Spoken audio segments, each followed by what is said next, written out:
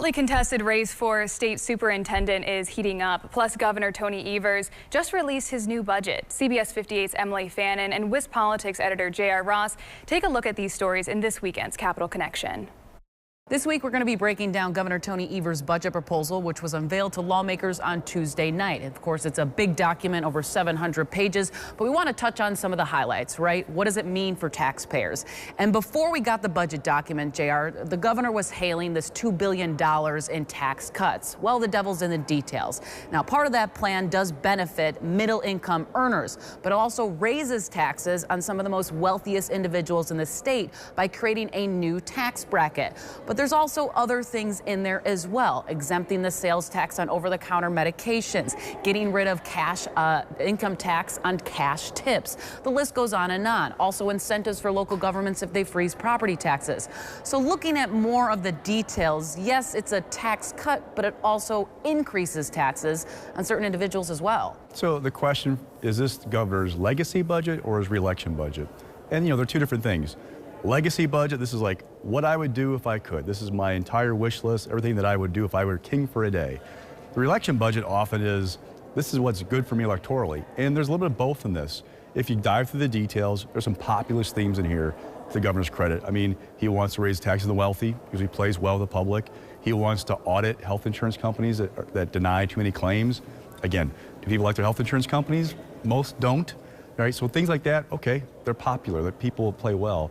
They're also not going to happen, though. Republican lawmakers have already said most of this is DOA. The question becomes, what do they rework? What do they send back to them? What will the governor sign eventually into law sometime this summer, hopefully? Right. And when it talks about his priorities, yes, there's big ticket items in there where he wants to spend a lot of the $4.3 billion state surplus that lawmakers have to work with when crafting this next state budget. Things like $500 million to overhaul the prison system, $300 million to get lead lines out of schools and homes, $80 million to improve reading scores. I mean, as you can see on your screen, the list goes on and on and on.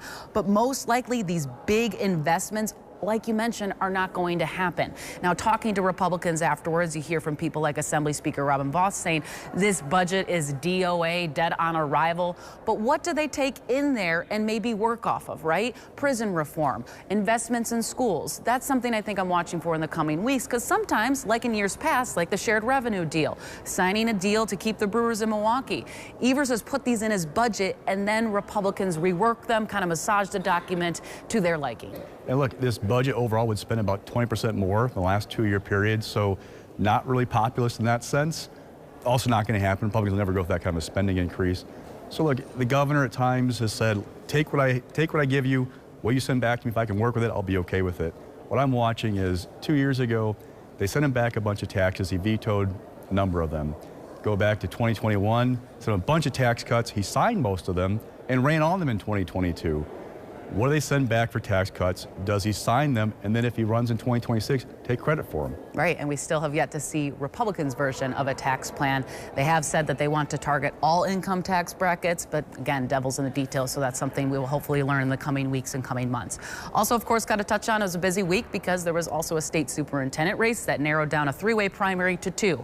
Incumbent Jill Underly, state superintendent, got the most votes. Just under her was Brittany Kinser, who is now describing herself as a moderate. Of course, a nonpartisan race here, but the campaign attacks, I should say, are starting to ramp up, which typically happens when a primary is narrowed down. You hear Kinser going after Underly for changing the test scores. Meanwhile, Underly is targeting Kinser for her support for expanding school choice. Those are kind of the two similar themes that we're going to be hearing on the campaign trail over the next few weeks. But what are some of your takeaways just looking at the raw vote numbers and how much support each candidate got in certain areas of the state, JR? Look, there's good and bad for each of the numbers. For Underly, she placed first. Okay, that's good.